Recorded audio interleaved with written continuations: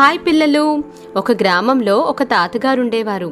ఒకరోజు అతని దగ్గరికి 10 సంవత్సరాలు గల అతని మనవడు వచ్చాడు పిల్లలు. ఆ మనవడు వేరే ఊర్లో అతని తల్లిదండ్రులతో కలిసి ఉండేవాడు. ఆ మనవడితో కలిసి ఆ తాతగారు ఆడుతూ పాడుతూ ఉండేవారు. ఒకరోజు పిల్లవాడు ఆ తాతగారితో, తాత, పెద్దయిన తర్వాత నేను చాలా గొప్పవాణ్ణి అవుతాను, కానీ ఎలా అవ్వాలి? నేను సక్సెస్ఫుల్గా ఉండాలంటే ఏం చెయ్యాలి అని ఆ తాతగారిని అడిగాడు.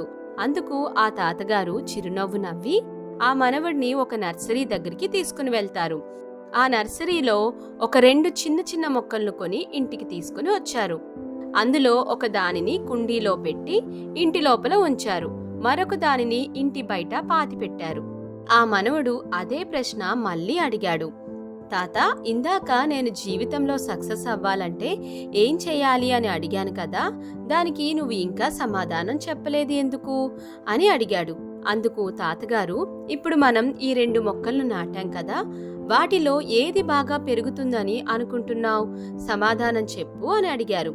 అందుకు మనవడు కొంచెం సేపు ఆలోచించి, ఇందులో చెప్పడానికి ఏముంది తాతగారు, ఇంటిలో పెట్టింది త్వరగా పెరుగుతుంది, బాగా పెరుగుతుంది. ఎందుకంటే ఇంటిలో మనం చాలా జాగ్రత్తగా దాన్ని కాపాడుకుంటాం. కానీ బయట పెట్టింది పెరగడం కష్టం. ఎక్కువ ఎండ, వర్షం, చలి, ఇలా అనేక రకమైన ఇబ్బందులతో పెరుగుతుంది. బయట తిరిగే జంతువులు కూడా ఆ మొక్కను తినేయచ్చు కదా అని అంటాడు. అందుకు తాతగారు ఏం సమాధానం చెప్పకుండా మౌనంగా ఉంటారు. ఆ తరువాత ఆ పిల్లవాడు ఊరు వెళ్ళిపోయాడు. 4 సంవత్సరాల తర్వాత మళ్ళీ ఆ అబ్బాయి తిరిగి వాళ్ళ తాతగారింటికి వస్తాడు. కొన్ని మాటల మధ్యలో ఆ అబ్బాయి మళ్ళీ తాతగారిని, తాత, లాస్ట్ టైం వచ్చినప్పుడు నేను మిమ్మల్ని జీవితంలో సక్సెస్ అవ్వాలంటే ఏం చేయాలి, ఎలా ఉండాలి అని నేను అడిగాను, కానీ అందుకు మీరు సమాధానమే చెప్పలేదు. ఇప్పుడైనా చెప్పండి తాతగారు అని అడుగుతాడు. అందుకు తాతగారు, సరే చెప్తాను, కానీ ముందు నువ్వు లాస్ట్ టైం వచ్చినప్పుడు మనం నాటిన మొక్కలు ఎలా ఉన్నాయో చూసిన తర్వాత నీ ప్రశ్నకు సమాధానం చెప్తాను. సరే అని ఇద్దరూ కలిసి ముందుగా ఇంటిలో నాటిన మొక్క దగ్గరకు వెళ్తారు. వాళ్ళ నాటినప్పుడు చాలా చిన్నగా ఉన్న ఆ మొక్క కొంచెం పెరిగి పెద్ద అయింది. అది చూసి చాలా సంతోషించాడు ఆ అబ్బాయి.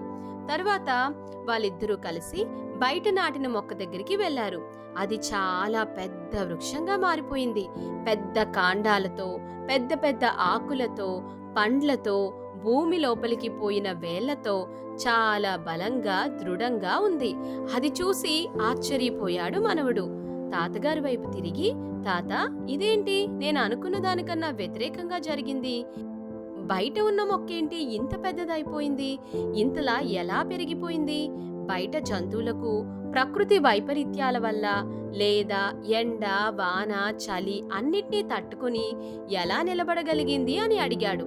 అందుకు తాతగారు, నేను నీకు ఇదే చెప్పాలి అనుకున్నాను. అన్ని కష్టాలు తట్టుకొని, అన్ని అవాంతరాల్ని ఎదిరించి ఈ మొక్క ఇంత పెద్దదయింది.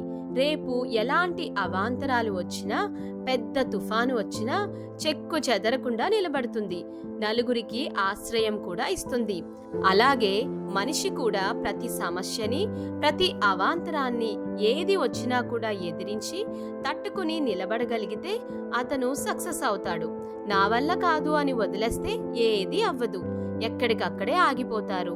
వచ్చే ప్రతి ఇబ్బందిని, కష్టాల్ని స్వీకరిస్తేనే తర్వాత వచ్చే ఆనందాన్ని హాయిగా, సంతోషంగా ఆస్వాదిస్తారు. అలాగే తను నిబ్బరంగా ఉండగలిగినప్పుడే కదా నలుగురికి చేయూత ఇవ్వగలరు, నలుగురికి దారి చూపించగలరు. అంతేకాని ఎంతసేపు నాకు అనుకూలంగా ఉన్న వాతావరణంలో మాత్రమే నేను ఉంటాను, ఇక్కడ మాత్రమే నేను పనిచేస్తాను అని అనుకుంటే జీవితంలో ఎప్పుడూ సక్సెస్ అవ్వలేరు. ఇబ్బందులని, అవాంతరాల్ని అన్నిటినీ ఎదురుస్తూ ముందుకు వెళ్తేనే జీవితంలో సక్సెస్ వస్తుంది అని ఆ తాతగారు చెబుతారు. అలాగే బైబిల్ గ్రంథంలో యాకోబు రాసిన పత్రిక 1వ అధ్యాయం 2-3 వచనాలలో, నా సహోదరులారా, మీ విశ్వాసమునకు కలుగు పరీక్ష ఓర్పును పుట్టించునని ఎరిగి మీరు నానా విధములైన శోధనలో పడినప్పుడు అది మహా ఆనందమని ఎంచుకొనుడి. అప్పుడే జీవితం సక్సెస్ఫుల్గా ఉంటుంది. అందుకే ఏ సమస్య వచ్చినా సరే తట్టుకొని నిలబడే శక్తి, ధైర్యం దేవుణ్ణి అడగాలి. అప్పుడే సమస్యలన్నీ చిన్నగా కనిపిస్తాయి.